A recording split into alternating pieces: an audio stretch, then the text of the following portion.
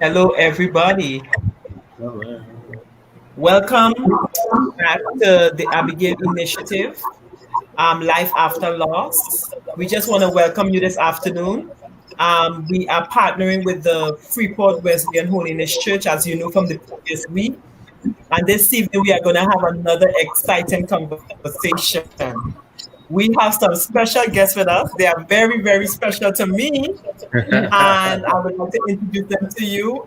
We have Dr. Annette Joseph. When I left Trinidad, I was Hi. Pastor Joseph. When I came from Tobago back to Trinidad, Dr. Joseph was my pastor. Yes. And they already had three daughters. And then I was added, we had a whole house full of girls. And we would go to the house and we just hang out. So it's so good to see you. And it's a privilege to be sitting on this platform with you and to kind of get some knowledge and some wealth of information from you. And I appreciate and love you. And I don't have enough words to tell you how much I appreciate all the things you did for me over the years. I know that you are proud to see what I'm doing now, and Of I know that you are going to share with us this afternoon some wealth of information. Also with us, we have Colin and Rhonda Martin. That's my big brother and my sister there. They are from the Belmont Wesleyan Holiness Church that I came straight from Belmont to Dallas, Texas.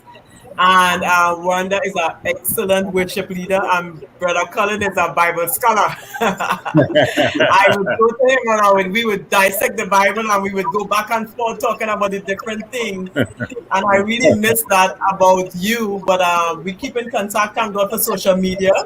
I would Yes. talk to him ever so often, and I really appreciate you guys. And thank you for taking this time to speak to us about this topic.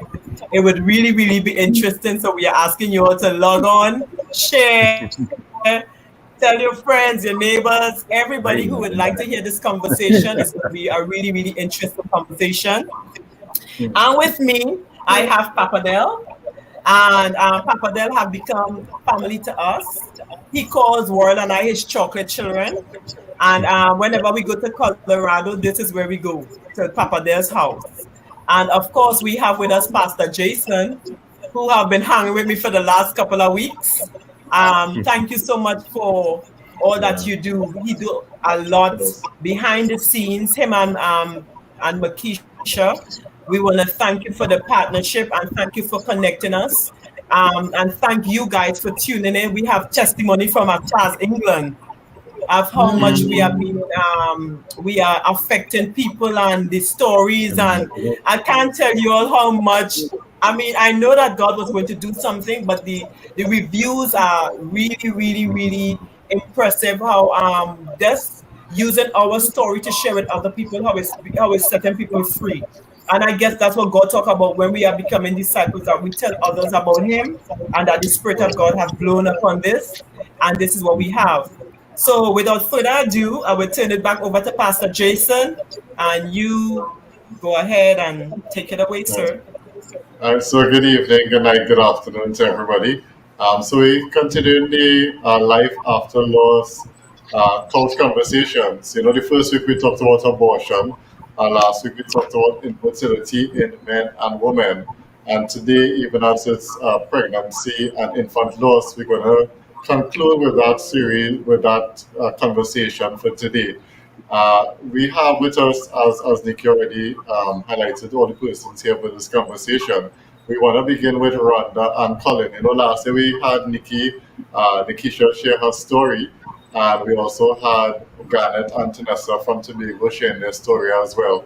And it just shows that it's not just affect one person or one place, but it affect different people within churches as well. And so we're just going to give the opportunity at this time for Rhonda and Colin to kind of share on their experience in terms of pregnancy and infant loss. All right. Good night, Pastor. Good night, Nikisha. Papa Del. Good night, Dr. Annette. Yes, this is a fancy opportunity to share. It's I talk a lot about this. To those who are willing to hear, I've discovered that not everybody is willing to hear. So I've kind of toned it down over the years. For us, we've been through a lot, but I guess we would just focus on our first experience, which would have been our first pregnancy. Rhonda became pregnant with twins, Evan and Warren. So that was an experience. Was exciting. Was looking forward to it. Actually, I given each boy two names. I can't remember what they are now, but yeah. So Evan and Warren did the research and everything. Um, then Rhonda went into some difficulty on the weekend, but first pregnancy, didn't know what to think. Didn't take us seriously, unfortunately. That was this Saturday. She was due to have a clinic visit on the Tuesday, so I foolishly told her to wait until Tuesday, and she listened to me, and things got worse. I think by the Sunday, and I think we called our doctor. We were seeing a private doctor in addition to the public clinic. But I think we still waited, and we went Tuesday morning. When we got there Tuesday morning, we need to discover that one of the boys wasn't moving. So we were trying to get into surgery to have an emergency cesarean, and that took forever. And by the time we got in, um, that was another, well, for me, I don't know what it was like for Rhonda, but waiting outside took forever. I had the support of my mother-in-law and a stalwart from the church, an old lady, but she talked about everything under the sun, everything entered her mind, everything that didn't make sense. She just talked. I never heard so much talk before in my life. So I left them and I drifted into a quiet corner. And finally, the doctor came out with blood on his clothes in Wow. shock. And he said he couldn't believe he couldn't save them. He lost them. Wow. Trying to get information from him, and he's just in this stupor that he lost him. So he couldn't believe it. He couldn't save one. So we sat together, and finally I asked him, "So, is everybody dead?" And that shook him up. He said, "No, your wife is alive. I came to get Wow. you to help me tell her that both boys are dead." Wow. At that point, he took me into the surgery, and I can't remember exactly what happened after that, except that the nurses came and they forced us to hold the boys. They gave one boy to Rhonda, and they gave the other boy to me. Um, well, I don't know which one was which. The one, except that the one I held was the one who died that morning. He looked like if he was sleeping. He was really cute. The other one had passed away the Saturday. You could have seen that he was gone for a while. It wasn't a nice sight. And Rhonda started quoting scripture, soldier that she was. And I think after that, everything kind of blurred. They asked if we wanted a funeral. I told them no. I told them keep the bodies. I didn't want them at all. And I left. I went home alone, woke up alone, and in the darkness, it kind of hit again that I'm alone. But then in the darkness, I remembered that Jesus is the resurrection. So after that was it was an emotional crying, hoping, and it kept going. So that was it for me for the first few days. So I guess Rhonda could tell it from his side. Um, I'm surprised that this year would make it 16, 15 almost years, 16 years. 16 years, and I'm listening here. So it's- Colin's talking about it, and I feel to cry. I can't believe that after 16 years, I still am feeling so emotional about this whole this whole loss. Um, um, so I think my journey was a lot had a lot to do with It's a self-awareness in terms of when I first remember going to get the ultrasound. Um, Mm. there was a perfect piece. I really wish I'd stayed there because when I went to the table and the doctor started to do the ultrasound and he said there are two here, but I went in there just under just that place. God was in control. And when he said that, it was like, this is a miracle. This is a miracle. Um, I must confess to you all that as bad as this sounds, sometimes you feel you're having multiple births. Sometimes you feel highly favored. You Mm. understand? Favored among all other women.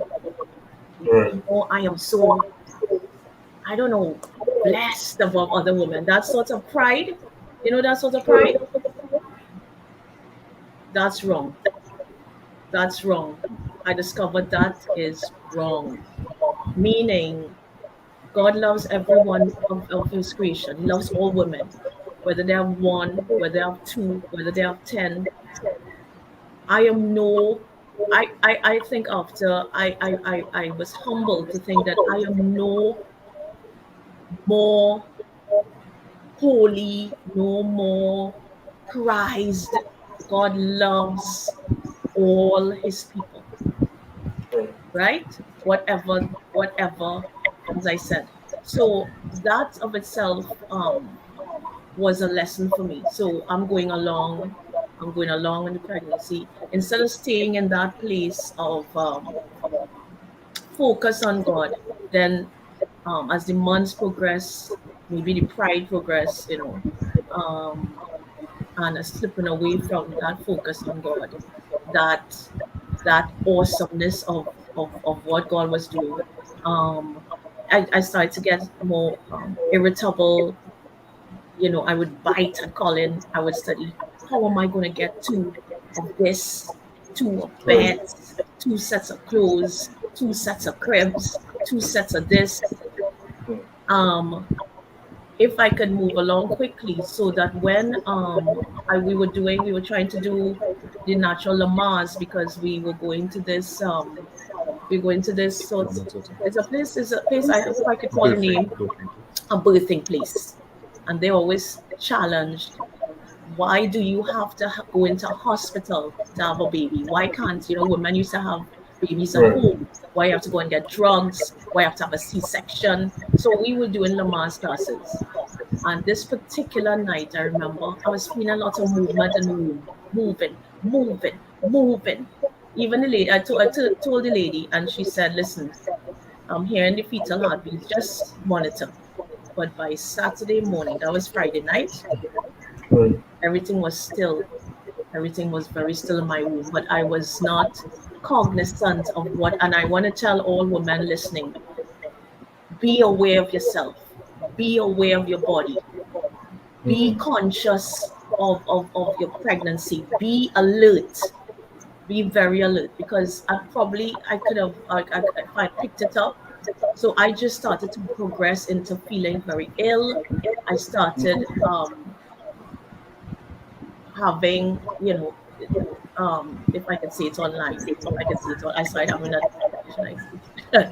Anyway, I started to, my body, I started to get poisoned. Toxicity started to step into my system. I Right. started to become septic.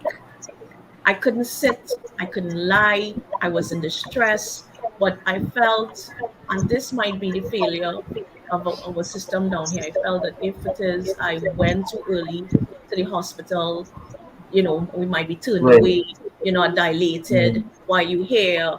Go back Right. home. So I stayed in my distress, and I said to Mm. myself, when I go to Sunday, all Saturday into night, I can't sleep, I can't move, I could hardly move. We had a launch chair, I had to sit in it, I had to turn in, a twisting. By Monday, my feet were so swollen. If you pressed my foot, something looking like water was running out of it, running down out of Oh. my foot.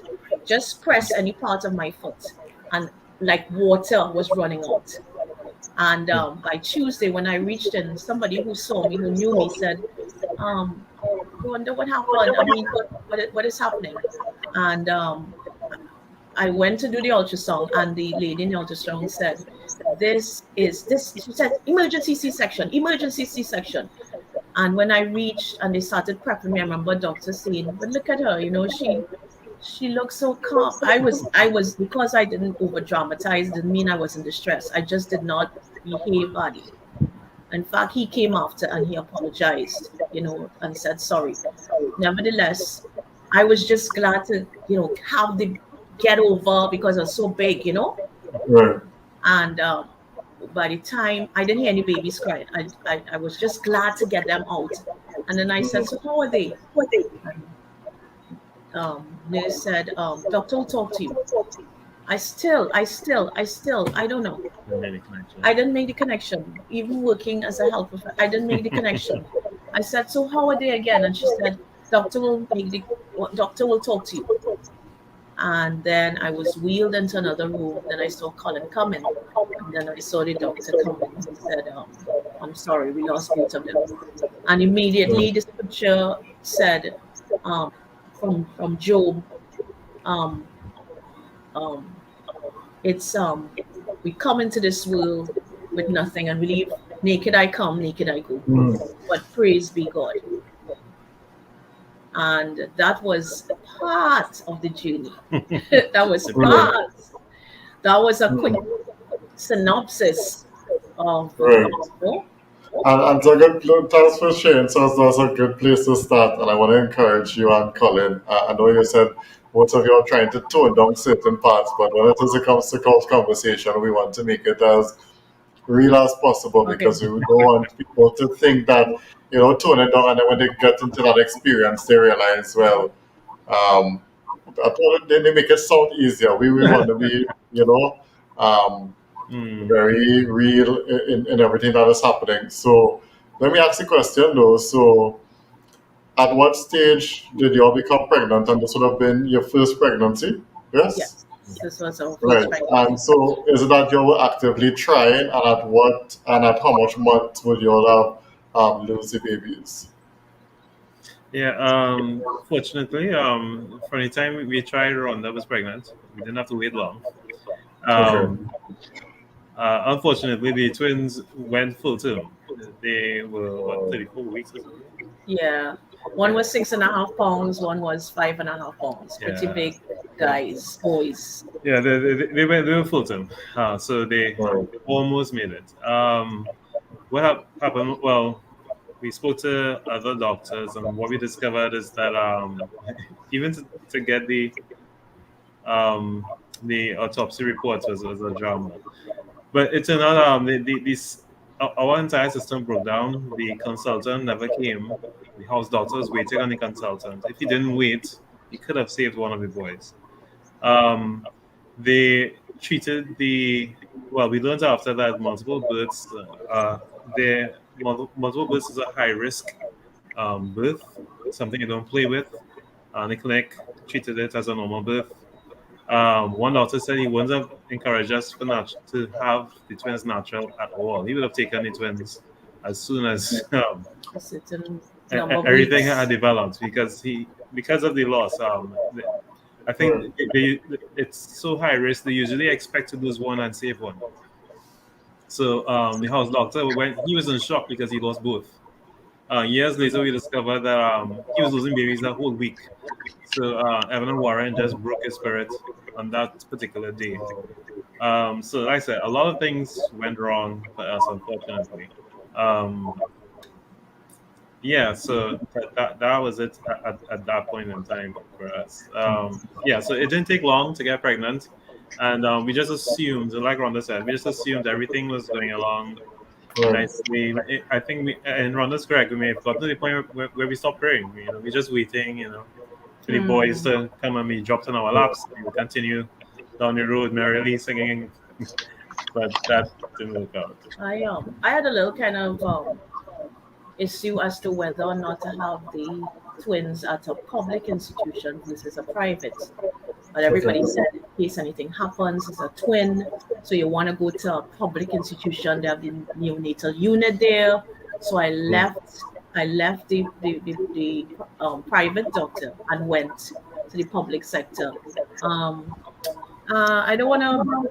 So I don't want us to bash the public sector, but Everybody's experience is I different. definitely, when it came to my second pregnancy, I did not. It cost like 22,000, you know, I know, but back then it was big money. but um, I decided I did not want. And sometimes that Right. happens because you go through a scenario, you don't want to go back to that same, the halls of that same place. You want something Right. different. So let me ask you a question. Yeah, What sure. were the you explain, I mean, I know some of this thing make it emotional and we already experiencing it in terms of the conversation. But what was it like in terms of having to um, hold the boys? And then is it like, it's not just one experiencing one loss, but two at the same time? And what was the few days after, what kind of emotions or how did you all felt and how did you all deal with things the days after? I think Rhonda had it the worst because she told me afterwards, and I guess she could tell us again. She was on the maternity ward with Yes. all the other mothers, with all the other babies, and she had nothing. She was just nothing. Mm. She was going crazy. I can't imagine what she went through, the Mm, emotional stress of right. what she went through there. Um, you see. I mean, okay, so we're talking real, right? You see Mhm. yourself as a Christian who has done everything you have that God would have told you to do. So you would have gotten married. You would have, well, first of all, you would have waited, right? Mhm. Then you would have gotten married and then proceed. You had like 17 years, 70-year-old girls on the ward, walking about. They just had their babies and they're looking as though they're ready to go again. And I am there holding my belly because it's an emergency C-section I had. I'm holding my boob and I'm walking. I became incontinent. I could hardly reach to the toilet in time. And I, I remember one girl across the bed from by me. She, they gave her general anesthesia. I got a episiotomy, which is right. So I was awake. I was awake, which is why I asked where are the babies, and they said that the doctor's going to talk to you. Right. So she's sleeping, the baby's sleeping, they're across the bed, and she gets up from sleep and her baby's there. And I am there, came in with two, and I have nothing. Right. And so it was one girl on the ward at the same time. Nurse came and said to me, "Do you have anything to Pampers to give this girl?" Because she came with nothing. She felt that government should have bought Pampers for her, bought clothes. In fact, they said that they were saying that she took the bread that they gave up for breakfast and dipped it in some orange juice and was looking to feed the baby with it, the newborn. So you have, and then she said she's going to walk off the ward without leave. Taking She was going to care. leave the baby. And you see all these things and you tell yourself, I came with two and I'm leaving with none. The doctors recognizing, that what I was going through. They like I was supposed to get 3 injections for 3 days as to just Right. prevent infection. She gave me one dose in the morning, one dose in the evening, and I was discharged like a day and a half later, just to get me out of there. You know, Right. yeah. So it What was like the experience though? Because if you said it's full term, I know you would have bought stuff, have different things at home. What was that experience reaching home and then realizing that you keep on with nothing, as you say, but you're seeing everything that you had bought or people would have given you? Um, Pastor Jason, you hit the nail on its head. That took weeks. I sat with Colin. We did it right away. I think it was a few days later, Okay. but I sat with him and we started unpacking the two bags. And I'm asking Colin, how is this a God of love? I'm telling you, I Right. asked Colin, how is this a God of love? Having to pack two bags away these children's clothes. Right. How is that? Now, let me tell you, during times like these, people talk and say a lot of things. I've learned if you don't know what to say, don't say anything. I heard that there were flowers in God's garden that he wanted to pick. I heard that maybe he saw where we would love them more than God, and so he had to take them away. So I said, so why did he start it and then decided somewhere in between that this was no, these they're gonna love this child more than me and these children, and so he would, and a lot of things that people say that Right. it confuses the situation, it makes it harder.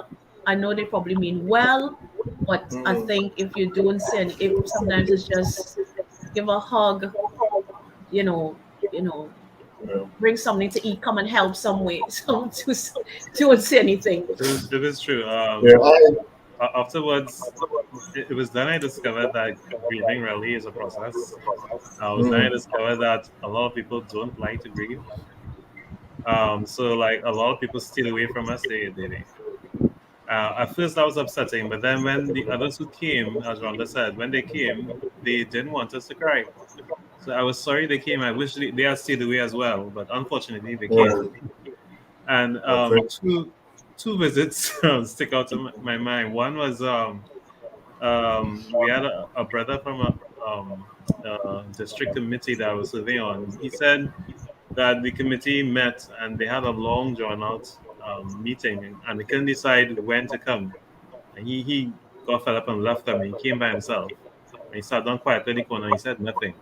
That was one of the best visits that I got because it showed courage for him to come, even when he didn't want to come, even when the committee didn't want to come. He stepped Mhm. out and still came and sat down quietly. And that's when I Right. began to appreciate presence.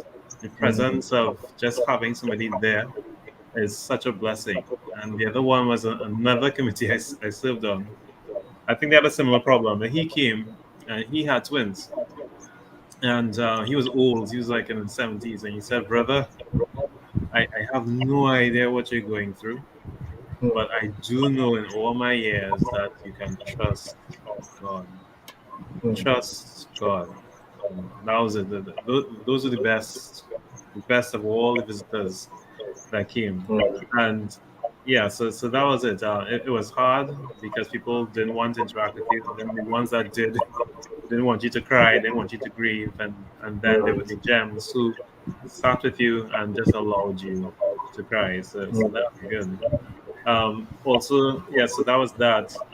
Afterwards, too, I discovered that there were a lot of people, or there were more people who went through what we went through that I didn't know. So there was one mother in the church. She was always henpecking the child, and I always wondered why. Why was she always doing that? Then she came, and after service, whispered in my ears that she had lost her first child. So then I Wow. discovered her child, her only child, was really her second child. By the time I turned around to finish the conversation, she was gone. She Mhm. couldn't get beyond just Right. confessing that. And we met a lot of people like that. I was talking to another friend, and he was saying, "Wow, you lost twins too." I said, "I didn't know you had twins." He said, "Yes." I started telling him, I was really looking forward to Evan and Warren. And he said, "Wait, you named your twins? And you remember their names?" And he walked off. He couldn't finish the conversation.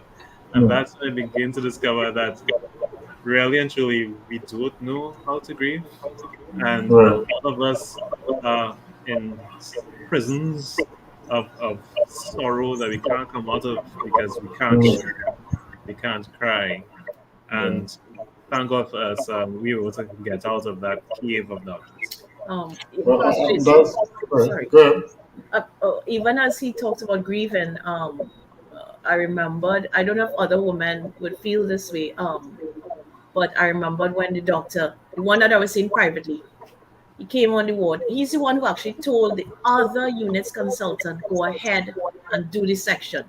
Colin contacted him, even though he was a private doctor. He contacted him. He came down and he told the registrar, our unit, go ahead and do the section. Right. And he came to my bedside after. As I said, I was seeing him privately, but I didn't get on into his unit. And he said to me, I said, I'm ready. I want to have children. I want to go on. Like, you want to replace this loss. You want to replace them Right. immediately. You want to replace them fast. And then he turned and he says, remember, you need to grieve. I kind of got, I must say, I got a little kind of angry at him a little bit. Because, why is this man telling me this? You understand? At this stage, I'm just looking to replace. Nevertheless, this is where a couple things happen. One is that Colin opened the book of Job when we were packing away the clothes, and I asked him, how could this be love, the love of God? How could this? That's what I was in nights. The following day, we sat down and Colin cracked open the book of Job. And I could tell you that I want to thank God for Brother Job. I want to thank God for Brother Job in that Bible. Really, do you hear people say thank God for Brother Joe? Oh my! They say Missouri Light Company. I could testify to that. I was so glad Job. He had it hard. I could, he could so identify with this level of pain, and so that was one. I just want to say something fast before I forget. Two, Colin, and of course, counseling came in. We tried to go with the birthing classes, the group counseling, group support, and that didn't work for us. We tried it. I don't know if it worked for others, but I could tell it worked for me. It worked for you. Yeah. But I was concerned about Colin. You understand? Because as a man, we all don't already talk. Men don't talk, and I was very, very concerned about what he was going through. And so we contacted Sister Joseph. And I thank God for that one-on-one counseling. That, oh my God, that helped me. That was really important for me.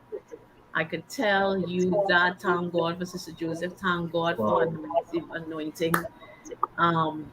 But in that book of Job, and there are some other things that happened, but I don't want to take over. Go ahead, prostitute. No problem. So we will come back to get some more stuff. It is actually, I want to say partly even ironical in this case, divine, because originally Sister Joseph wasn't fully carded, and we tell her, she had just finished some courses, and we was like, yeah, this will be a good thing for you to be on. And so for you to say that now as a counselor is amazing. But I want to bring in Sister Joseph Dr. Joseph at this point in time, because when we even hear Rhonda and Colin talking at this point in time, because you still hear the ifs and what we could have done differently, and you still hear the pain, and we all sensing it in terms of this conversation.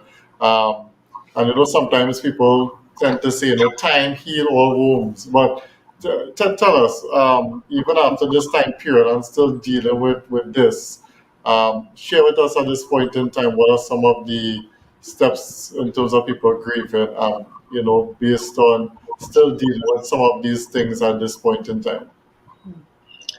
When you say good evening, everyone. It's nice to be here. When you say the steps, you talking about the stages of grief? Yeah, this stages of grief, but then also to how they still, you can still feel and sense that even after all this time, even after 16 years, they're still dealing with yes. Okay.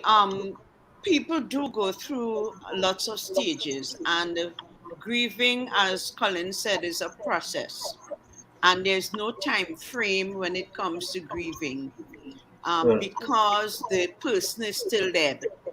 And if they remain dead, you would grieve all the time. There's no time frame. Usually, we refer to acute grief, which would be in the first 8 months, and early grief is up to 2 years, and that's Wow. early grief. So that grieving goes through the lifespan. That you remember the persons even after years, and you still have the feeling. And that's why at the beginning you'd hear Rhonda saying, talking about it now, she's surprised at the reactions that she's having. But Right. that happens, and that is quite normal with persons who've lost loved ones. And one of the challenges with um, loss, stillbirth, or loss just after pregnancy is that we tend to minimize those kinds of losses. We don't pay attention to it. And as you've been hearing, that some persons tell you things like get over it, and sometimes you bright-sided by Christians who would quote the scripture and so on. But at that point in time, that's not what the person wants to hear, because they are going through real grief. Right. And the grieving depends on sometimes what the pregnancy means to the person. Mm. Rhonda talked about someone who was in the hospital and was not prepared for the child, and was willing to walk away and leave the child. Now, Right. someone like that, if who had that kind of experience, if they had lost the baby, they may have Right. Go experienced differently. relief. However, even persons who have relief on the anniversary dates of the death, they do remember, and they do go through the trauma reaction. So that everybody reacts to grief differently, Differently. Right. right? There are a lot of stuff happens after um, you've lost a baby. Well, you go through the normal process of grieving, which you have like denial, it's not really happening, and then you have anger, and this is the Kubler-Ross grieving process. And sometimes you go to anger, and the anger, sometimes you're angry at God because you want to know how come God didn't protect you, as Rhonda rightly said. You've done everything, and yet this has happened to you. And Right. as a Christian community, we question people's faith at that time, and we question their salvation without Right. recognizing that something happens in the brain when you go through grief. The truth is that the thinking and reasoning part of the brain freezes up, and the part of the brain, the limbic part of the brain that is a survival, goes into survival mode, so that when we are telling them, quoting scripture for them and so on, the reasoning part of the brain is not functioning, so that the emotions take over and they become hyper vigilant, and you have that kind of reaction. So they Right. blame, you have all kinds of blames that take Mm. part, and with the anger. And then you will normally you would be bargaining if the person is about to die. But then you also have depression, that some people go into periods of depression, and during this period the energy is sapped, they have little energy. And Mm. this is where you need the community of believers, friends and family to come and help at that time. We would think, well, they have no baby, so they have nobody to take care of, they can manage, but they literally lose energy at that point in time. And Mm. that could go for a long period until you go to acceptance. And acceptance doesn't mean that you understand it, but it's just accepting the reality that the baby has died. It's just that is it. You don't, not that you understand it or agree, you just accept the reality that it was as though I was in a dream, and I'm now waking up to the reality of this thing. Mm. Now, Okay. Dr. David Kessler has added a sixth stage, which is now finding meaning. And hopefully we could talk about that a little later. Okay. I also want to talk about another side effect that comes out, and that is conflict. We see a lot of Mhm. conflict in couples Yes. after a loss. And Mhm. sometimes the conflict is not that the baby has died, but the conflict very often is that you are not grieving as I am grieving, or you're not supporting me as I need to be support. So that you find husbands and wives, because people grieve differently, and sometimes we judge our partners based on their grieving style and how they're doing it, so that you have a lot of conflict and problems in relationships as a result of that. Right. So as you mentioned that though, in terms of these stages of grief, and everybody deals with it differently. Mhm. Um, Let me ask the question that pops up sometimes. Is it that you have, because people think is, you will go through one, two, three, four, five, six. Is it chronological, or is it that you could handle or end up dealing with or exhibiting signs for anyone at any different time? It is conflicting. It's not a straight line, Mhm. and you can skip stages. Some of the stages can be skipped. Some people would go straight into depression and so on. So that's why everybody is different. And just that it is found that these are what you find after loss, but it's not a parallel line or a straight line.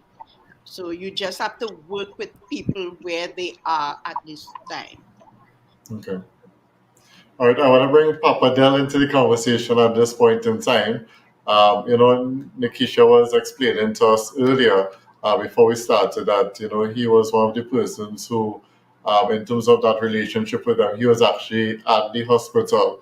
And so I just want to ask you in terms of, what was it like for you in terms of dealing with this, in terms of having to support them and even having to work through your own emotions as well. What type of experience was that for you, being um, a friend and a family support at that point in time, being in the hospital with them? Well, like Keisha said earlier, when I met them at Daystar, I we soon just really connected, and they just became like my kids to me.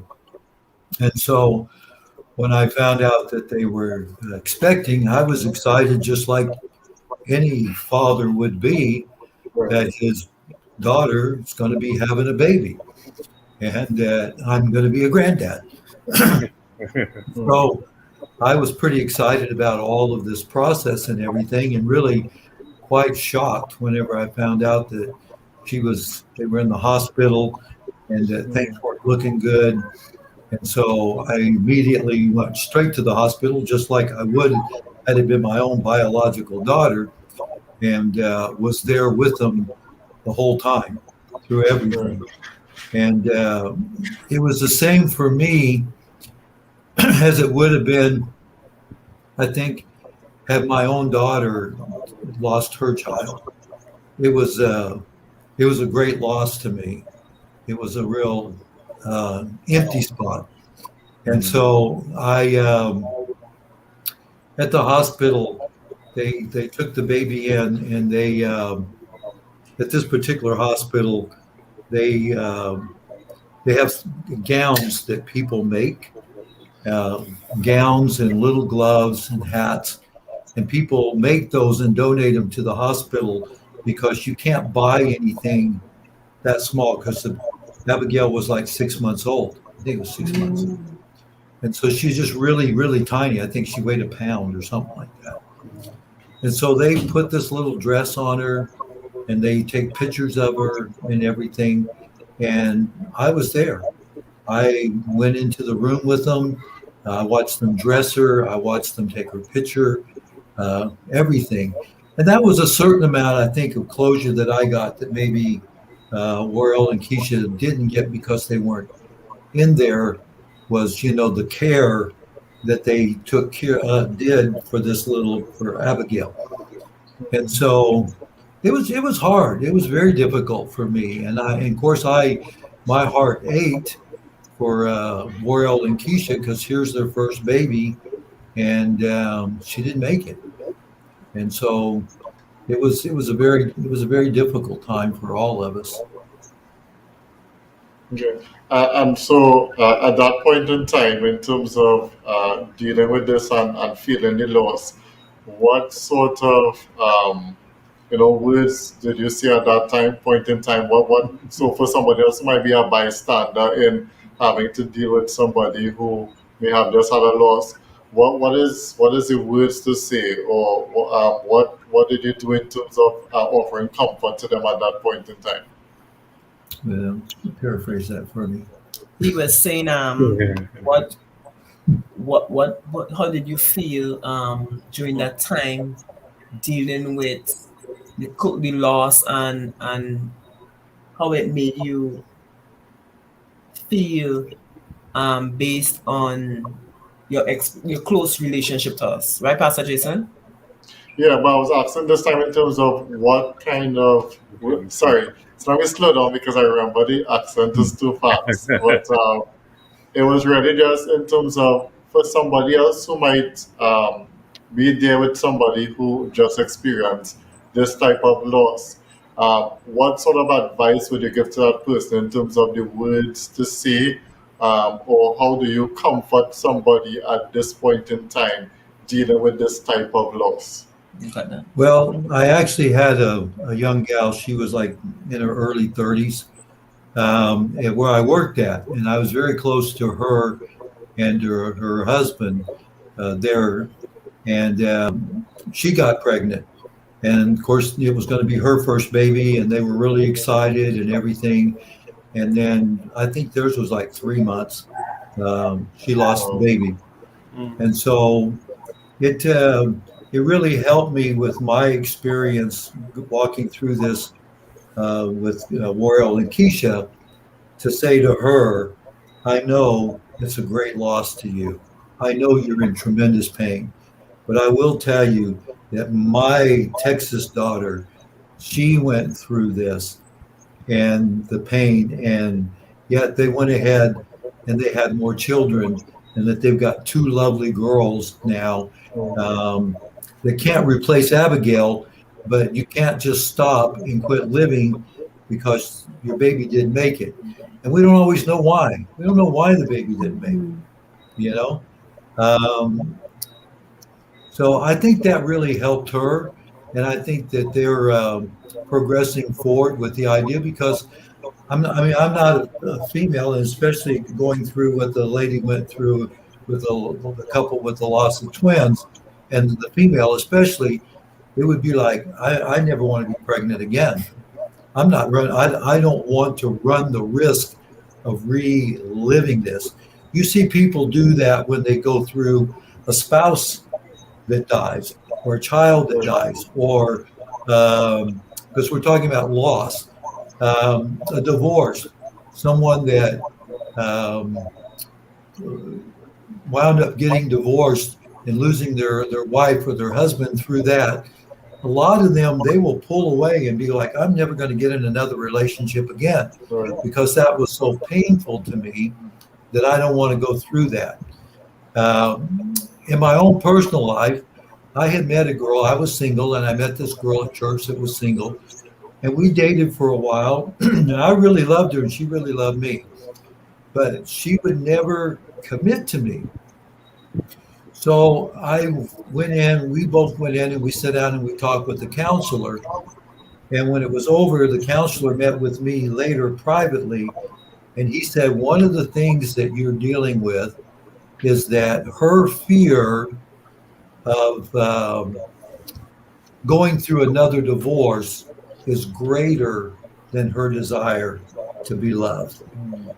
And he said, until she overcomes that fear, she's never going to give herself to someone in love, because as soon as she does, there's that possibility that we will walk through this step again, and I Mm. don't want to do that. And I could see that very much in a female saying, I never want to be pregnant again because I don't want to ever experience this because it was so painful. So I think it's helped me to understand, to be more compassionate, and to encourage people that go through it. Kind of like the doctor said, let's quickly get on the ball and get moving. Let's have some more babies here. All right, thanks. I want to go back to Rhonda and Colin. And interestingly enough, when I was talking to Colin about coming on and having this conversation, so I said, I remember at some point in time you would have lost your twins. And then, so just before I go into that part, actually, what was it like in terms of, so you become pregnant again? Just tell us how long after this was and what sort of emotions or feelings you'd have had at this point in time before I go into the next part. It was extremely hard. I think we ended up by a third doctor, and Rhonda needed to have something done. Can't remember what it was, but at the end of it, coming to the end of the consultation, he turned to us and he said, "Well, when are you all starting again?" So Rhonda told him about my body's healing, and he says, "No, it's 9 months. Either get pregnant now or you're never going to get pregnant. Go home and start now." So we went home crying. I think that was the first time we didn't want to have sex. But we went home crying, and sure enough, Rhonda got pregnant again. And that wasn't a joyful thing, as Papa Del said, because every day, every week, you're wondering, would this Right. pregnancy complete successfully, since the last one didn't. So it was nerve wracking, and I imagine it was even worse for Rhonda.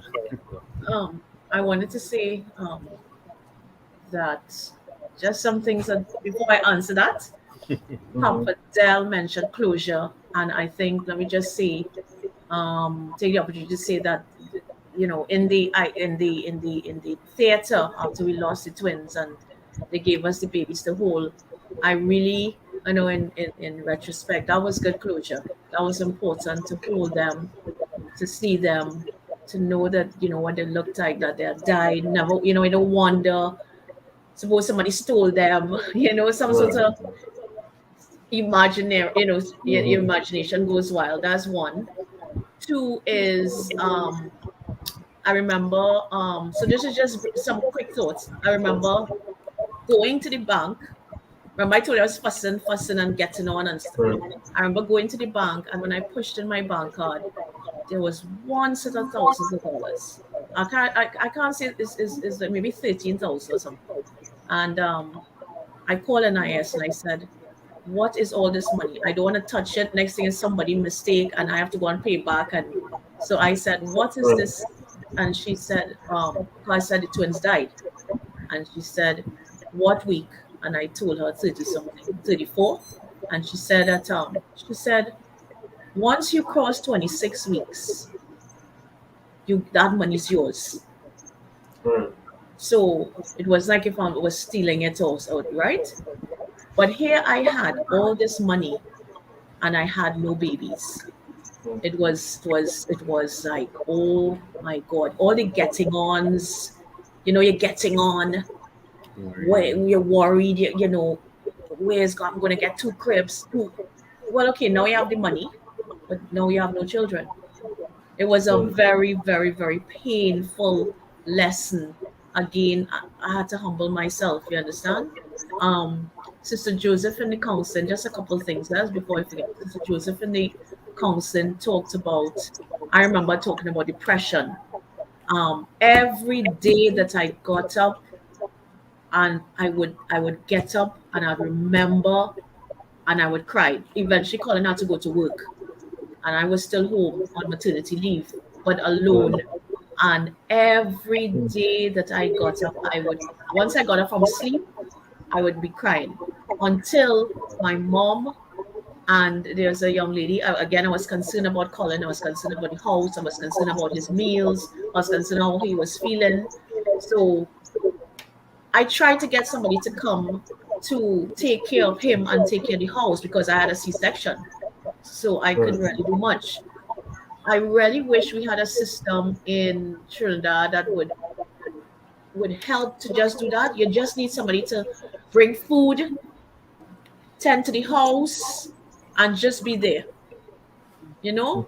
Um, and once they were there, I would be up and about just to have somebody there. You see, when you're isolated during a difficult time, it's not a wise thing.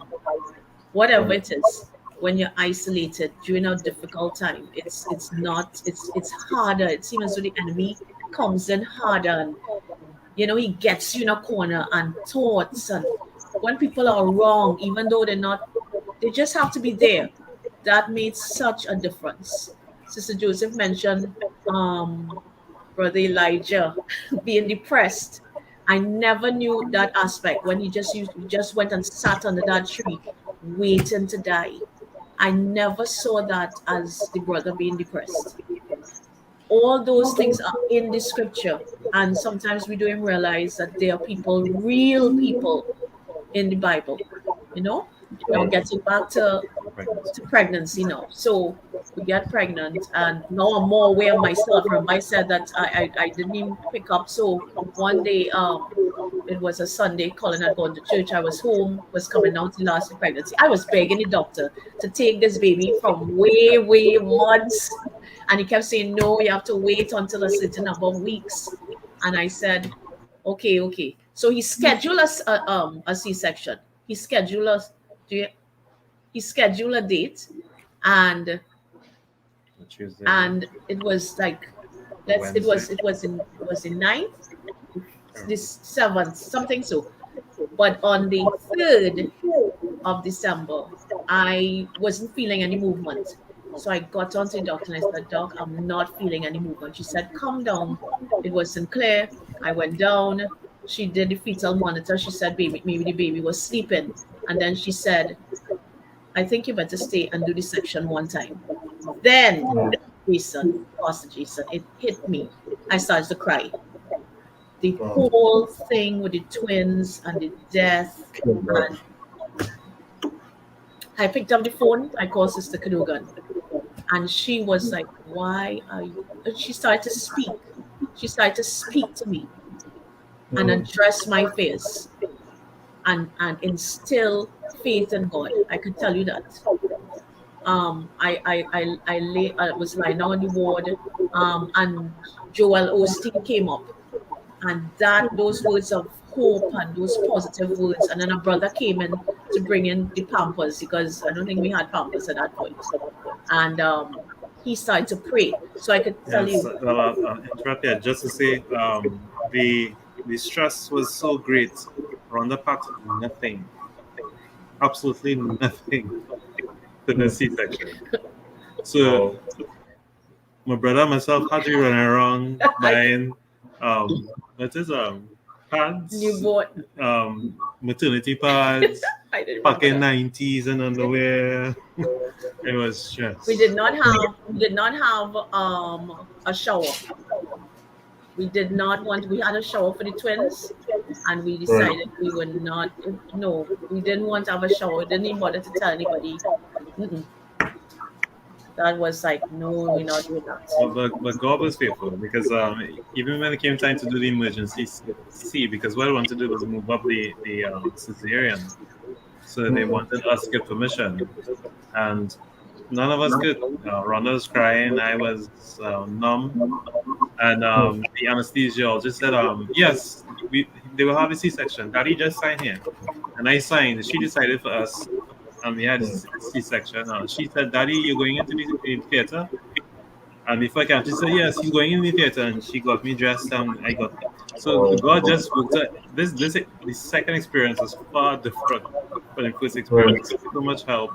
It was God. It was God. We had to Yeah, thank let God. me bring back in Sister Joseph here. So there's a few things now that few things I will mention there in terms of real or perceived fear, and then in terms of dealing with these things by yourself. Just touch on those two things that you mentioned. Yes, whenever persons go through grief, you need to have a community of people around you. And one of the things I would want to share is that the person who has gone through the grief need to let people know what they want. Mm. So, because people would come to you and tell you things, but they really do not know what your needs are. So that anybody who is going through any kind of grief or trauma, it would be nice if you can call somebody and say, you know what I want? I want somebody to be sending food for me and so on. Because people sometimes people want to help, but they don't know how to help. We are a community of people who don't know how to be around people who are hurting, right? So that we need to share that. And it helps a lot if you can have your pain witnessed, according to David. A lot of what I'm sharing from here on is from the grief course I did with David Kessler. And having your pain witnessed or acknowledged. And even after the grief, what we're doing now is also part of the healing process, telling your story. Very often in grief, you hear people tell the story over and over. At first, it is difficult, and as you continue telling your story, it eases up. So, telling the story is part of the healing process, right? And having your community of people around you, I would also say that you need to express your feelings. Um, Deal with the blame and guilt, because I picked up a lot of the blame, and we tend, what happens when you go through grief, sometimes your mind turns on you and you have a lot of regret. If I had done this, if we had gone to the doctor earlier, um, if this had happened, if I hadn't eaten this, so if I hadn't gone on that long trip, etc. And the mind turns on you, but we aren't God. We don't see into the future. Because if we knew that this was going to be the end result, we would make different choices. So we have to deal with the guilt and blame and focus on what has happened and not what's wrong with me, because that is usually the challenge, that when you lose someone, lose a baby, you wonder what is wrong with me, if I can carry a baby to full term, what I did wrong, etc. So rather than focusing on what is wrong with me or what is wrong with us, focus on what has happened, and you tend to get over a little quicker that way. Not get over, but cope a little better. Let me use the right phrase. Okay. All right. Shall I Also, continue? yes, because I asked about the real and the perceived fear as well. So you could go ahead. The fear is real. Okay, we would use it as not real fear, because usually real fear is based on something that is tangible. So you see a snake coming to you, that is real. And the other fears are in your mind. Remember, I talked about the mind turning against you. Yeah. And that is why the Bible tells us to guard our thoughts, because our thoughts can really cripple us. And that happens a lot with grief. If I think I am sick, I will eventually feel sick. And even if I'm feeling sick and I begin to think I'm okay, I'm going to get up, you have a lift in your spirit, because the brain works on your thoughts. The brain doesn't contradict your thoughts. So if you think you are not going to get pregnant, the brain will say, that's right, you will never get pregnant again. And the Bible warns us about guarding our thoughts. However, after loss, like I mentioned, the thinking and reasoning part of the brain shuts down. So that sometimes you may have to have someone else to think for you and to reason things out for you. And that's why the support system is important. That community, and that's the advantage of church. That even if you don't have a family that's supporting, the church is a family of itself.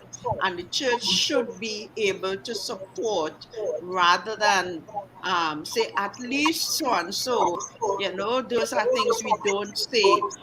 At least the child died early. At least you're alive. At least, you got to hold a baby. Those are things we don't do. Right? You have Right. support, people who would come and listen to you, allow you to express your feelings, and help you to cope with what is going on. Right. Right? And we also need to encourage people to release guilt, because sometimes you feel guilty that maybe you didn't do this or you did that, and people can put false guilt on you. Because sometimes when you lose a baby or lose a child, the first thing they say, what you were doing, what you did, or why didn't you do so and so, and bring on guilt. You have to really check that and release it. And because for some of us, it's rather, we prefer to feel guilty than to feel helpless. Right? So, but in order to cope, you have to release the guilt, and you also have to deal with the old wounds, things in your past that tend to come up whenever you go through any trauma. And I have counseled persons who've lost babies, and the counseling session went very quite a few sessions, because at that point in time you tend to go back over your childhood, and every hurt, every loss that you've ever had, loss of a parent, loss of a boyfriend or a girlfriend, it tends to come flooding back to you. Your self-esteem issues come up, and so on, so that you have to deal with those old wounds, and put it under the cross and allow Jesus to Right. heal.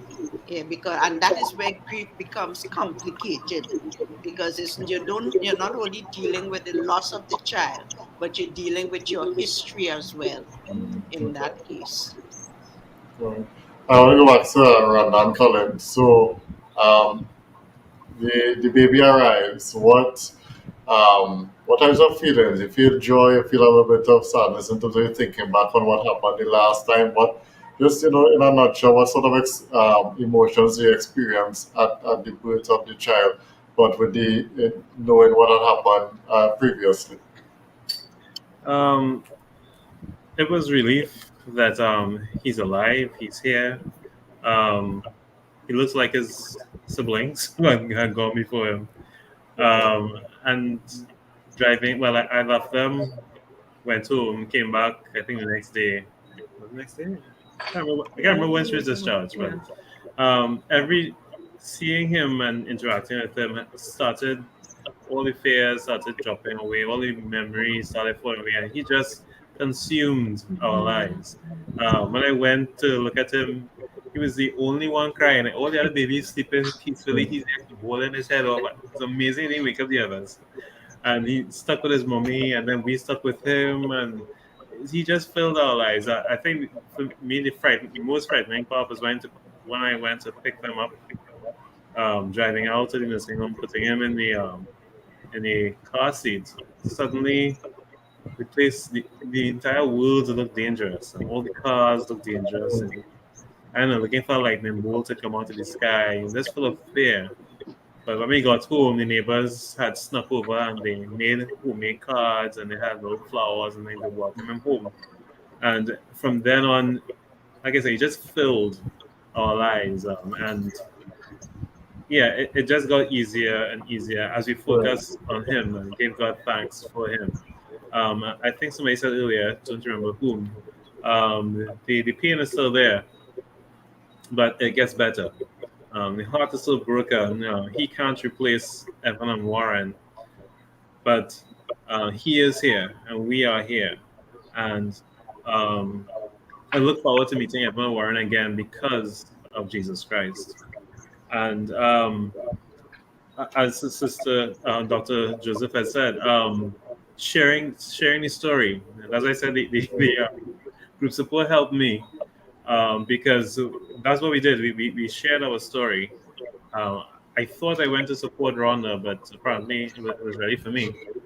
And I thought I didn't know my heart was broken until I tried to tell the story the first time.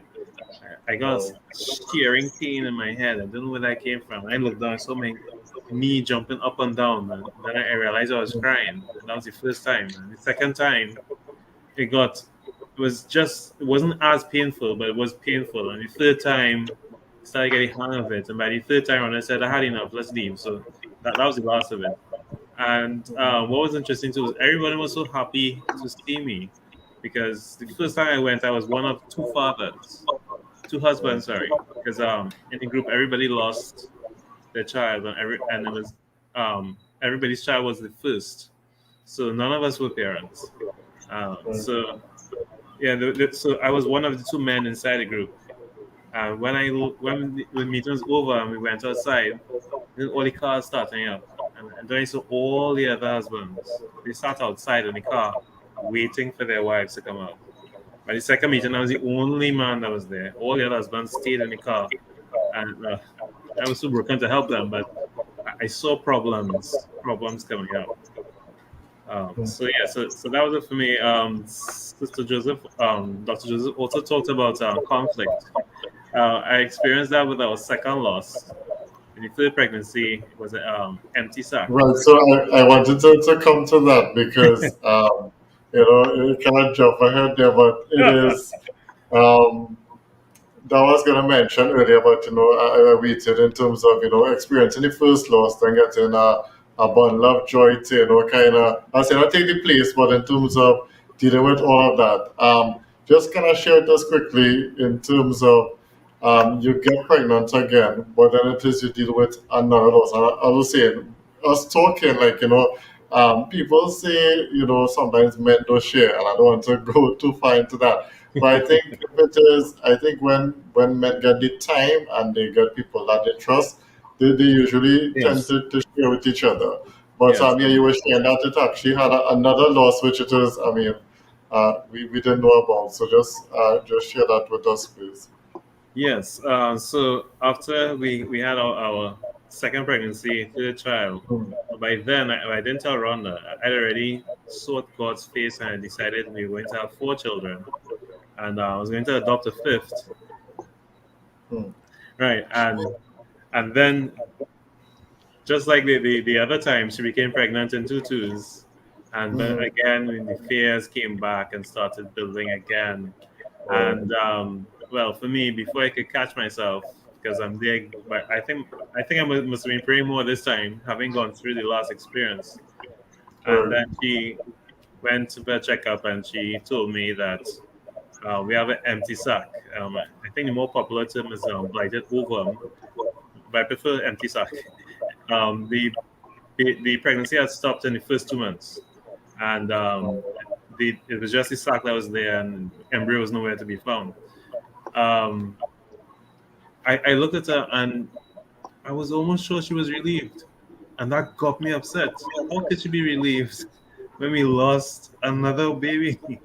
And Hmm. a friend of ours had a similar experience. I don't know the details, but they had lost their baby too.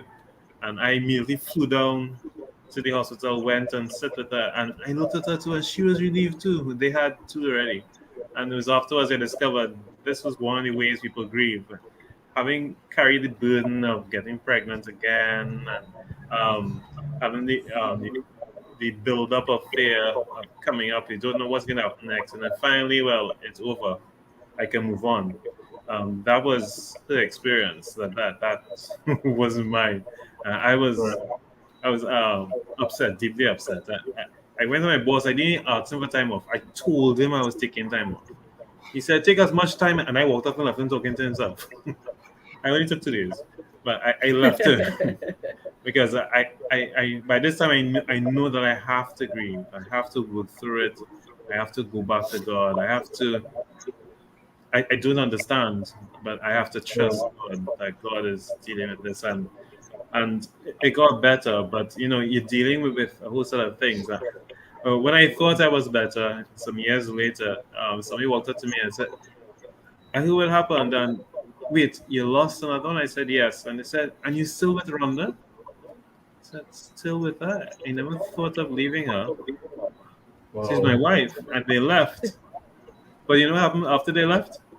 I started thinking of leaving around. Like I wanted to get Amy.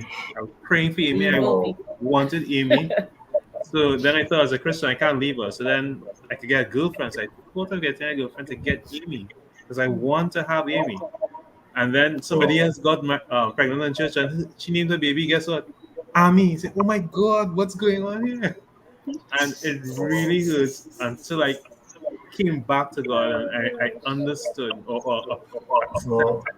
it's not about me, it's about God.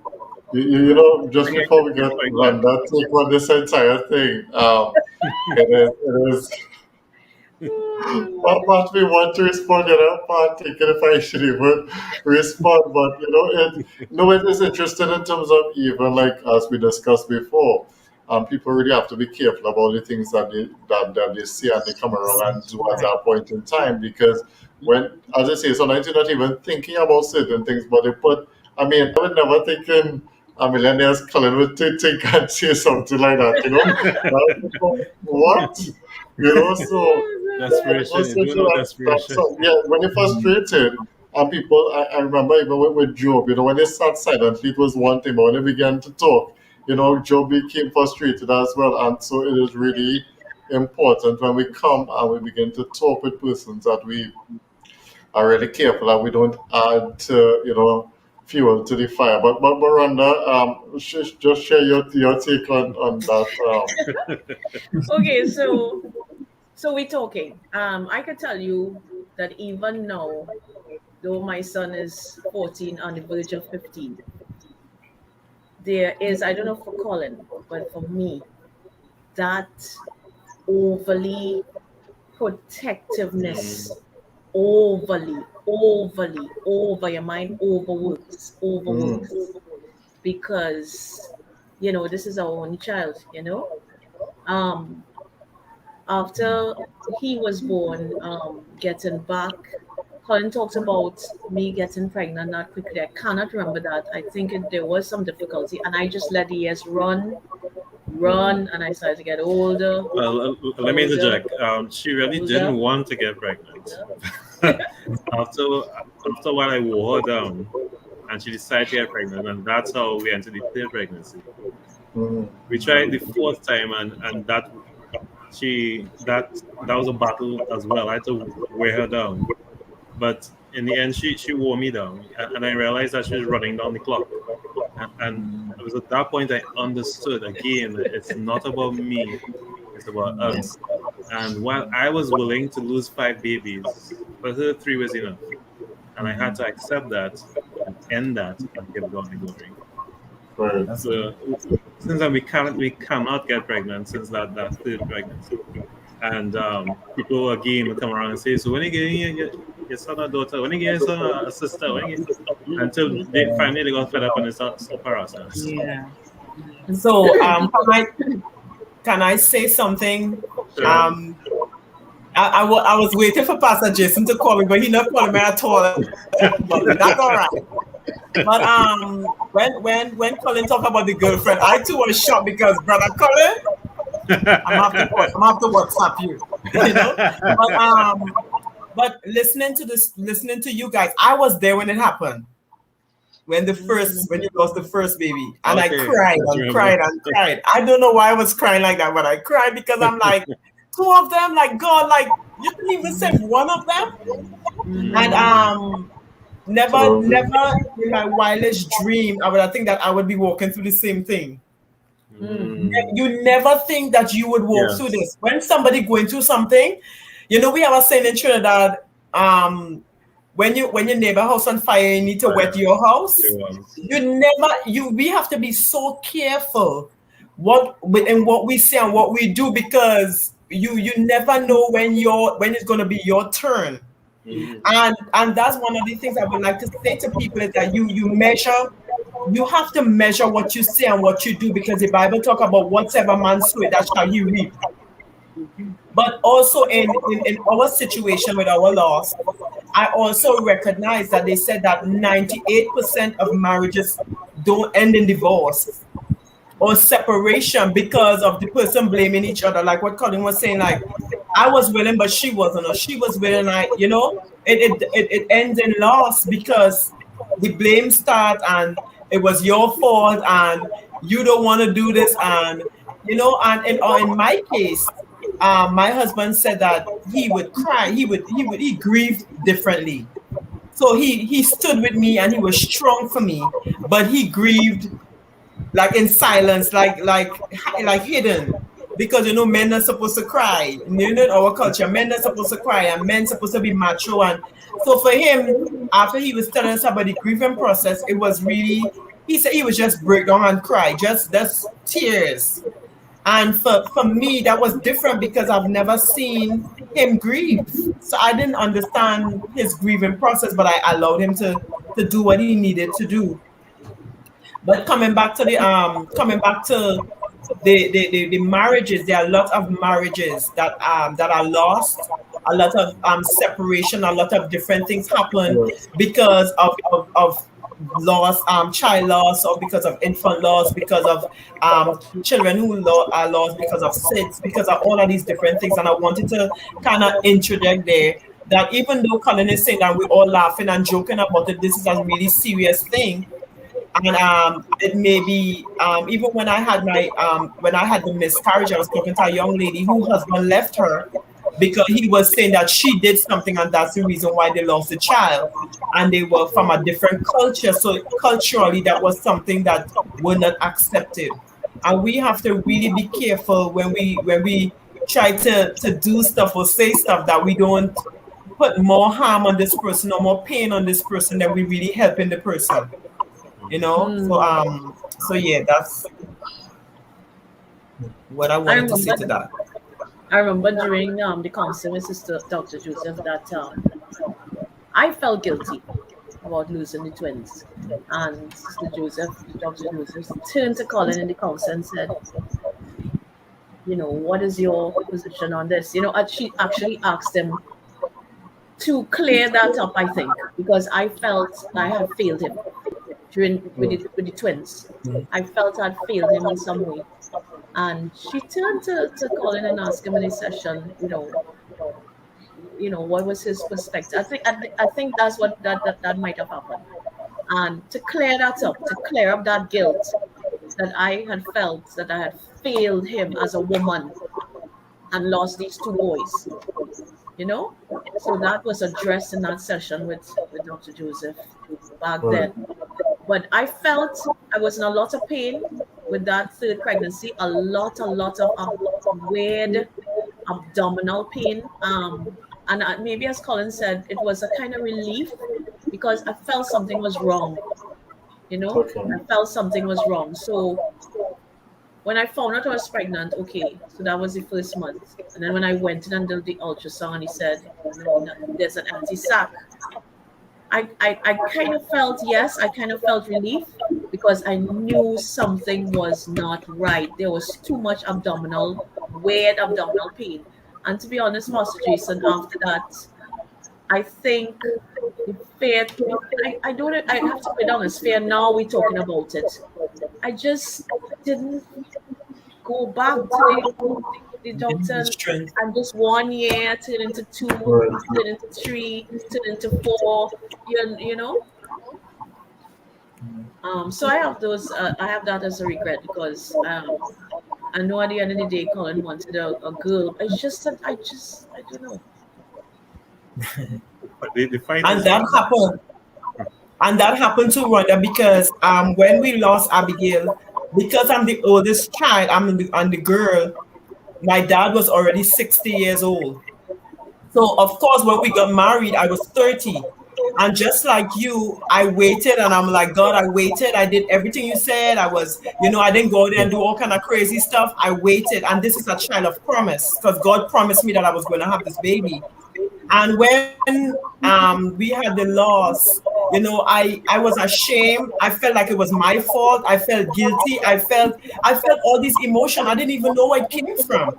And I felt the pressure of wanting to produce. I think it's because I knew that it was the first grandchild in that family. And I mean, everybody was excited. Everybody at work was excited. Everybody in Trinidad was excited. It was just that excitement.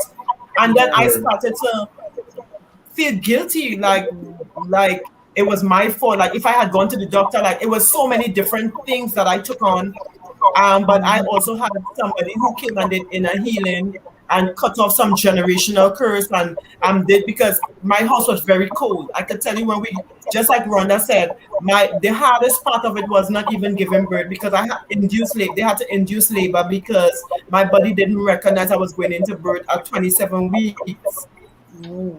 So when we went to the doctor on the Tuesday for a regular checkup, and the doctors, well, they said we were in the room, and just like you, Rhonda, the sound tech was doing all the sonotech was doing all the testing and stuff, and I could see the expression on his face.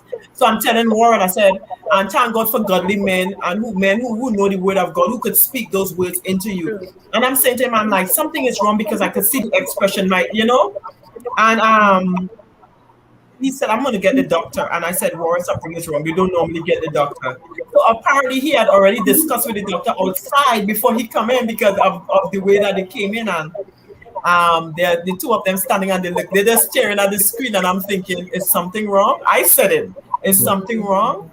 And the doctor said yes. I don't think that she meant to say yes, but it just came out like yes. And she said, Mrs. Service, I just want you to know that we can't find a heartbeat. So I said, what does that mean? Like, you say that you can't find a heartbeat. What does that mean? Explain it to me. And she said, well, I think we lost her. And I'm really, really grateful that I was laying on one of those beds, because I think I would have collapsed. I'm like, what do you mean? Like, my thing was, explain to me what you are saying, because I'm not understanding. Yeah, I understand. And at this point, Warren is like, Nikisha, and he's trying to explain, and I'm like, I went straight into to grief. I went straight into denial. Like, no, this is not happening. No, you can't. No, I went straight into denial. And the doctor was like, I'm going to leave you guys, and I want you to come into our office and whatever. And when I went into the office, it took me about an hour just to kind of get over the whole shock of everything. And then when we got into the room, she was saying, Nikisha, I want you to know that this is not your fault. I've seen so many women that have gone through this. You all are young. You all could do this again. And I'm like, Rhonda, like, it's not going to happen again. I'm not doing this again. Like, no, it's too painful. And she's saying that because of the situation, they know that something was wrong, because you can have a baby at 23 weeks. And with all this, they don't recommend it, but normally she have seen it before. And because of that, it still didn't make sense. And she said, well, we have to do emergency surgery. And I'm like, what do you mean by emergency surgery? Like right now? Like, no. I said no. So the doctor said, okay, go home and talk about it. You all go talk and discuss, because it's a shock to everybody. So we went home and we discussed it, and we decided to go back the next day. So I went to the doctor on Wednesday. I actually had a natural birth on Thursday. Yeah, natural birth on Thursday. No, I went to the doctor on Tuesday, had the baby on Wednesday, and Thursday I was being discharged. And this is the point I wanted to make. The hardest part of that for me was getting wheeled out of the hospital and watching all these women walking around with their babies. I wept and I wept. And that's the point I think that I felt guilty for, because my husband didn't know what to do. He was just like, are you okay? I'm telling you, he looked helpless, and he just allowed me to, I just wept and I wept and I wept and I wept and I wept until I couldn't even talk. And then eventually he said, are you okay? I said, yes. I said, I could not imagine that I just left the hospital and I don't have anything to show for it. That was the same, that was just like Rhonda said, I don't have nothing to show for it. I mean, I don't have anything to show for this. Like, my body went through all these different things. I went through all these different emotions, and there's nothing to show for it. And I think that's what I grieve the most. I don't think I grieve because I lost the baby as much. I don't know if that makes sense, but I Mhm. think that I grieve the fact that I have nothing to show for it. For all these years of pain, it's been 10 years. Last week we celebrated 10 years. I can't even believe it's been 10 years and there's nothing to show for it. But that's the Right. reason why Pastor Jason and I decided that we are going to do this series, because I've met so many women in the last 10 years that had lost and they're stuck in the same place. Mhm. So Mm. instead of us doing something or filling that need, they just stuck. And I thank God that because of that, Abigail Initiative was birthed. And we have a ministry that is in 18 different countries on 4 different continents. And we are able to do what we are doing and talk to people in Trinidad and talk to people in Africa and talk to people around the world. Yeah. And for me, because of this pain, I allow God to take that pain away and that pain pushed me into a passion that now I'm walking in Right. purpose. I never knew that the loss of a child would make me come to this point. But I Mhm. thank God, that He give and take away. That's the scripture that I spoke about, that He give and take it Yes. away. And blessed be the name Yes. of the Lord. Mhm. But That's the it. thing about it is that I was listening to a pastor, and the pastor said, the enemy made you feel that you lost this baby, but you actually saw this baby. Because unless a grain of corn fall into the ground and die, would not produce anything. And I'm seeing the fruits that was produced because of this. Because of the loss, because of the pain, because of the hurt. So many more people are being ministered to and being blessed. Right. So I really am thankful for that. Mm. I know And that. I could really identify. Huh? Yeah, yeah, I know Dr. Joseph mentioned meaning as one of the added to the stages, and so Dr. Joseph, you just want to touch a little bit on that in terms of at Yes. that stage. And I'm happy to see that Nikisha has reached that stage. Finding meaning has been added by David Kessler, and Mm. it is finding gratitude for the time you may have had with the person and finding a way to commemorate or honor the person, Mm. and discovering the changes that have come about in you as a Mm. result of the loss, and just creating some meaning for others. And it helps in coping with the loss. And finding meaning doesn't mean that you're going to understand with it, understand what has happened or the reason why it has happened, Correct. but it's just dealing with it with more love than pain. But the Right. grief would always be there. So one of the Mhm. things we encourage people to do is find a way that you can do something as a result of the loss to honor Okay. the person that has been lost. As Nikisha was talking, there's another aspect of it that we hardly talk about, and this is especially for the women after you carry a baby to almost full term. After the baby dies, the mother still goes, the body still goes through all the changes as if you've had a baby. The breast produces milk, they go through all the hormone changes and so on. Mhm. And sometimes that complicates the grief a little bit. Yes. Right? It's difficult to bring it up at the end here, but Mhm. yes, but it is another aspect that That people is true. need to, because people don't realize that they go through all that That just is as so if true. they have had the baby as well. That Right. is so I true. can So I just close with one or two ideas that I'll people. come back to you to Oh, close because we're right. coming back to close. Yes, we're getting Okay. to the end. This has been a wonderful conversation, but we like to keep it in a particular time frame. But I don't want it to stop, but I want to make sure that it's kept on time frame. But I wanted to ask a question. Nikki, this I think it was this week or probably last week, I saw you with your daughters releasing balloons, commemorating Abigail in terms of the 10 years. And so I want to ask you the question and follow with Randa and Colin in terms of at what point in time do you decide to share with the children or the child that they had a brother or sister that may have passed? And how is their reaction, and when do you choose to do that? Because we hear from Nikki first and then go across to Randa and Colin. I am not sure, honestly, at what point in time, because we started the ministry by sending um, financial help back to our country. I'm from Trinidad, and my husband is from Jamaica. So we went to Jamaica, I think 2 years or so after. And the ministry that my husband used to be a part of, they had a Christmas drive where they were giving baskets and different things to the community. And I spoke to my husband and I said, I think that's something that I would like to do. And he Right. said it's something that he had been thinking about because we always wanted to give back to our society. It's always been something that I've done. And we just started at that point.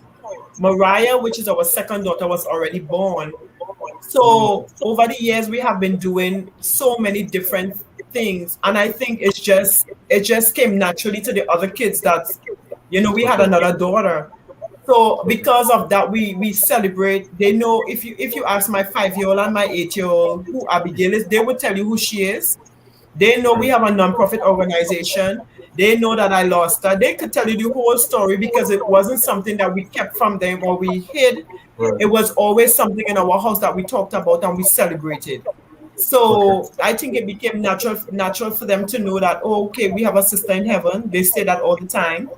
When we Right. were doing the balloon release, I asked them if they wanted to be a part of it, what they wanted to say, and they had something to say as well. So I think it became a part of our life. So she wasn't there, but we still celebrated and we still call her by her name, like if she was there. Hmm. Okay. But we never, it was never a sore spot for us. Like, okay, well, we lose this baby and like Quinjen, Right. we grieved about 2 years, but we always celebrated, Okay. Abigail, and made her part of our lives because, as I said, she was a daughter of promise.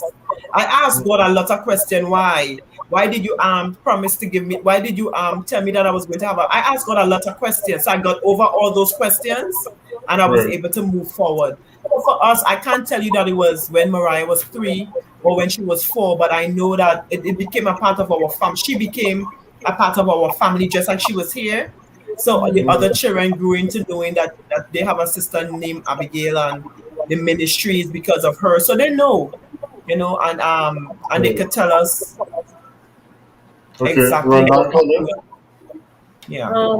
I I don't know that Timothy. I don't know if Colin should answer this for this, but what I could tell you is that when I lost the this when we had the blighted ovum, the empty sac, I had to have a DNC, and so I had to go into a kind of mini surgery again. Timothy was about 3 or 4, Maybe four. so he actually remembers me having being dropped off Okay. and staying back to do some procedure. And to me, like, you would hear him actually remembering that he and saying that he cried, that he cried because mommy, something was wrong. He Right. was, yeah.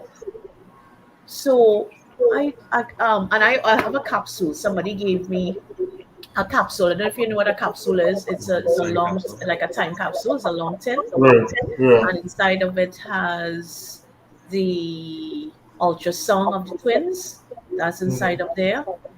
Inside Okay. of there has Colin's niece. She was small. She was a little girl, and she did one of the most powerful things at her age. She drew Colin and I crying. I was on a bed lying down crying. Colin, I'm crying. Colin is standing up crying. Her dog is at the side crying, right? His name was Dash, so she labeled him Dash. And then she had an angel, drew an angel at the top, escorting the 2 children into heaven. So Wow. that is inside of the child's that capsule. I could tell you that really was a blessing. Wow. So he would have known about the twins, he would have heard about the twins and everything. And of course, that time when I had to go and get the DNC, he clearly was affected by it. You know, he told me that he cried. Okay. So he would have always heard. And you know what? Strangely enough, people would come up to us after all these years and say, twins, right? Yeah, twins. And then I would have to say, no, they didn't make it. A lot of people remember this just the twins. I don't know. So strange. Yeah, we haven't done anything formal. It's just something that I think of to have something to remember them because it's only recently I'm beginning to realize that, as I said earlier, I'm starting to forget. Even this weekend, and I was thinking about this evening. I actually put a Warren's name. I couldn't remember Warren's name. I remember Evan. I couldn't remember Warren's name. So I'm beginning to realize that I have to do something to make sure I don't forget that Yeah. um, th- there are three additional people that I'm looking forward to meet when I meet with Jesus. Coming out of that, in my, as Sister Nikisha mentioned, in my Sunday school ministry, I made the twins and the third pregnancy part of my sharing because I share everything. So therefore, uh, like tonight, I've seen it create spaces where people can share, can come forward, and could come out of that darkness, or that loneliness, where they are there hiding and waiting for somebody. And when they hear us share our story, I see how it blesses them. So it's nothing formal, but it's usually Right. informal. I'm free to share because from that group support that I went through, I know the blessing of being able to talk and share your pain. So I usually look for that opportunity to share for others to come into my space and to share their pain as well. So and I've seen it. I've seen the blessings over the years. And so And Well, if I as sorry, go may I ahead. just say that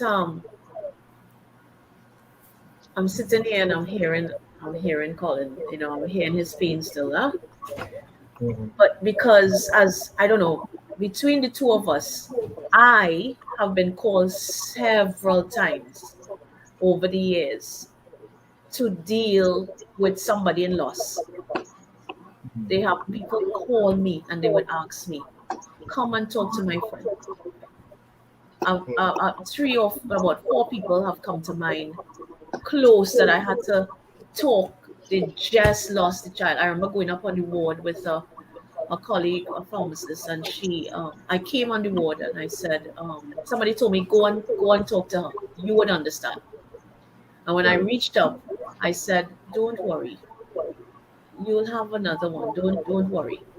And the person, her friend, turned and said, how do you know that? How can you tell her that? How could you tell her that? How could And then the patient turned to her friend and said, no, stop. She lost two. And then the person said, oh, so it wasn't just one, it was Right. two. And like that impact that has, and it's not just one, that was two, was Right. it really puts me in place, I guess, more than Colin. I'm actually quite glad to hear him talk tonight. But it puts me in a lot of place to talk to women. As I said, I've gotten calls. Please talk to my friend. Right. Yeah. Well, as we wrap up, we're gonna allow Dr. Joseph to share her final thoughts as we go to the rest of persons afterwards, just to share their final thoughts. Dr. Joseph. Okay, my final thoughts are directed to those of you who may be going through the grieving process at this time. I want to challenge you to treat yourself as you would treat your best friend. Take care of yourself. Don't let the grief that you're going through become your life. Mm. It is something that you are living with, it is not who you are. And Mm. always remember that. And remember that we don't know about the tomorrows. We don't always have all the whys, but the Bible tells us we know that all things work together for good to those who love God and those who are the called according to his purpose. It's not that we know why all things work, but we just know that God is able. And when you go through rough places, he does not leave us. And it's okay to tell God how you feel. Sometimes we grow up hearing that you shouldn't be angry, you shouldn't be disappointed, etc. But God could take it. So you are free to tell him exactly how you feel. Right. And I guarantee you that even though it may seem very difficult now, that he's going to see you through.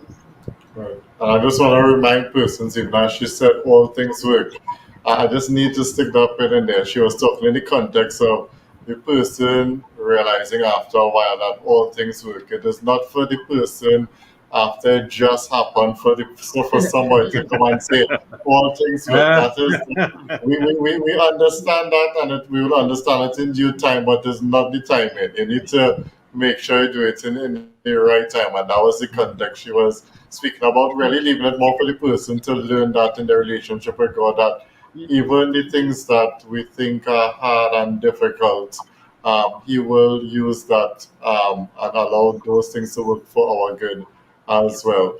So just in a 30 to 60 seconds, Papa Del, Nikisha, anything in closing? Nothing for me. I'm good.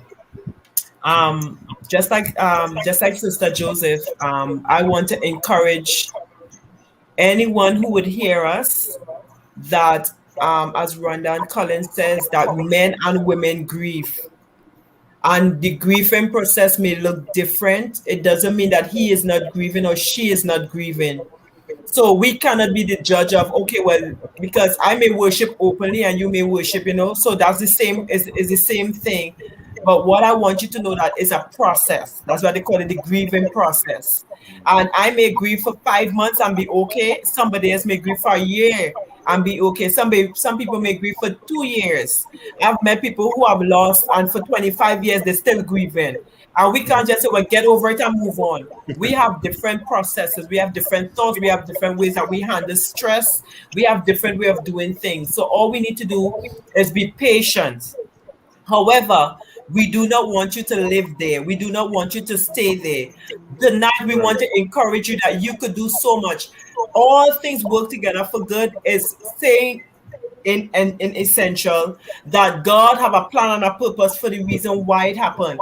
He may not cause it, but he allow us to walk through some things. It makes us stronger. It makes us better. It makes us, and sometimes for me, I didn't even want to hear all things work together for good because at that time it didn't make sense. But now, 10 years after, I could look back and say, thank you, God, I am still alive. Thank you, God, that I'm still here. There's so many different things that could have happened because, like Rhonda, the baby died inside of me. So it's so many different things that could happen. So for me, on this birthday, I cried. I didn't cry because I was sad. I cried because I'm still alive. I cried because I have the opportunity to share with somebody else. I cried because I was thankful because I have a God who loved me enough, and I'm still here with my children. I could celebrate my other children and move on. So I just want to encourage you that you could celebrate. All things do work together for good to them that love God and to them who are walking according to his purposes. Now I'm walking in purpose. Now I get to help hundreds and millions of people all around the world. So I'm really, really excited about what God is going to do and how many people are going to be blessed by this program. Run down, Colin. Well, just quickly, I endorse everything that was said, guys, and just want to encourage you that there is under the sun a time for everything, and there will be evil days, there will be tragic days, but after those days, there will be sunshine days, and we need to trust God and reach out. This is what living is about. Living is about laughing, is about crying, is about laughing again. Reach out. reach out. Don't stop living. Love. Love hard. And you'll be amazed by what God has done and will do in your life and other people's lives. Amen. I think wonderful. I mean, this was a wonderful conversation. I mean, it really went. And I thought we were going to go for an hour, but it kept going, and it was a wonderful conversation. We didn't have any lull or anything. It was, excellent information. And so we just want to let you all know that this brings us to the end of this series. But if you want to reach out to us, the information is on the screen. You can message the Abigail Initiative on Facebook or Freeport Wednesday and Holiness Church on Facebook, and or email the Abigail Initiative at gmail.com. And what we really want to do is, we want to start the conversation for those who may be dealing with these things, but we want you all to, if you're still hurting and dealing with certain things, we encourage you to reach out, because we have persons who are willing to share their stories and share how they dealt with certain things, and can kind of help in terms of the process, in terms of dealing with the grief, and probably bring you to a stage maybe a little faster than you just dealing with it by yourself. And so we just want to thank you for joining us for the entire series. For those of you who have just joined us for this one, you could go back and look. We have couch conversation on abortion. We had one on infertility in men and women, a miracle child after 21 years of marriage. That was, and then today we just finish it off in terms of talking about pregnancy and infant loss. But the theme and the entire thing we talked about is really about life after loss. And so we want to encourage you. All is not lost. All is not lost. We just want to encourage you that all is not lost. And so there are ways that you can continue to live after loss. And we encourage you to do so, because there's so much to do, and there's so much more to live for. And so just want to encourage you to have a wonderful night. Again, thank you to all the girls here tonight. And we just say have a wonderful night, everybody. And we hope to have more conversations in the future. Take care. Bye-bye. Bye-bye.